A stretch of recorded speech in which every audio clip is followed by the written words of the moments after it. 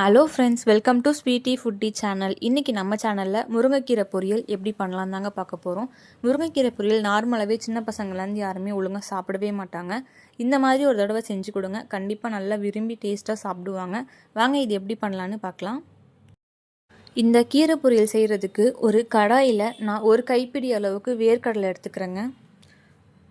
இந்த வேர்க்கடலையை நல்லா பொன்னிறமாக வறுத்து எடுத்துக்கோங்க. இப்போது நல்லா வறுபட்டுருச்சு. இதை ஸ்டவ் ஆஃப் பண்ணிவிட்டு ஆற வச்சுக்கலாம். இப்போது வேர்க்கடலையில் ஒரு சின்ன ஜாரில் ஆட் பண்ணிவிட்டு கூடவே 2 காஞ்ச மிளகா ஆட் பண்ணிக்கிறேங்க. சேர்த்துட்டு இதை நல்லா அரைச்சி எடுத்துக்கலாம்.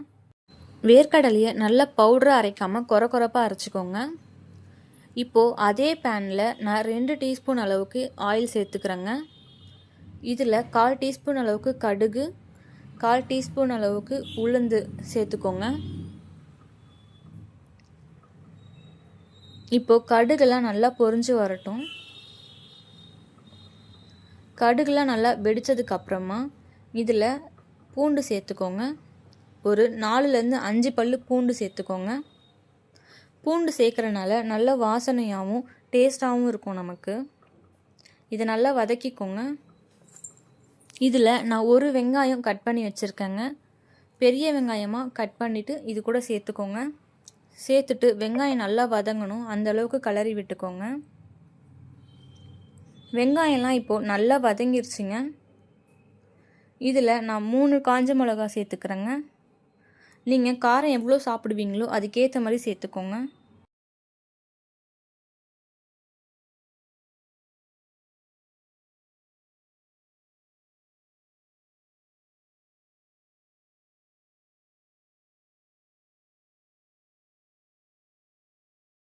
இப்போது வெங்காயம்லாம் நல்லா வதங்கிருச்சிங்க. இதில் நான் முருங்கைக்கீரையை அலசி வச்சுருந்தேன், அதையும் சேர்த்துக்கிறேன். முருங்கைக்கீரையை சேர்த்துட்டு ஒரு 2-3 வாட்டி நல்லா மிக்ஸ் பண்ணி விட்டுக்கோங்க. தண்ணி எதுவுமே ஆட் பண்ணாதீங்க.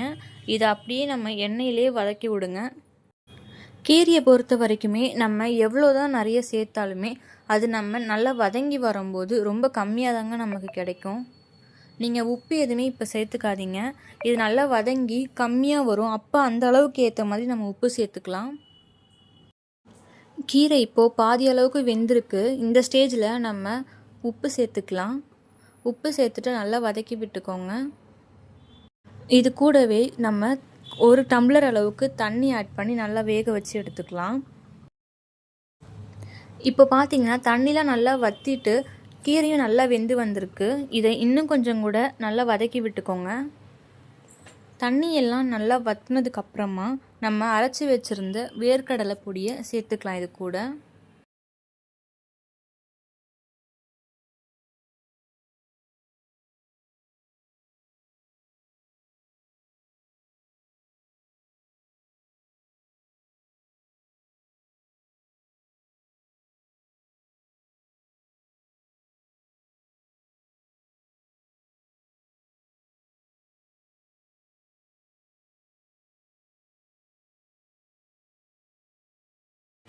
இப்போ பார்த்தீங்கன்னா கீரையில் கொஞ்சம் கூட தண்ணி இல்லை.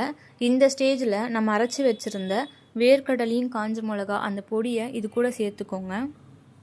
இது கூட சேர்த்து நல்லா வதக்கி விடும்போது நல்ல வாசனையாகவும் அந்த டேஸ்ட் நமக்கு ரொம்ப சூப்பராக இருக்கும். கொஞ்சம் கூட அந்த கசப்பு தன்மையும் இருக்காது. அந்த கீரை சாப்பிட்ற ஃபீலே அந்த அளவுக்கு இருக்காது. இதை நீங்கள் குழந்தைங்கள்லேருந்து பெரியவங்க வரைக்கும் எல்லாருக்குமே கொடுக்கலாம். இதை கண்டிப்பாக உங்கள் வீட்டில் ட்ரை பண்ணி பார்த்துட்டு எப்படி இருந்துச்சுன்னு கமெண்ட் பண்ணுங்கள்.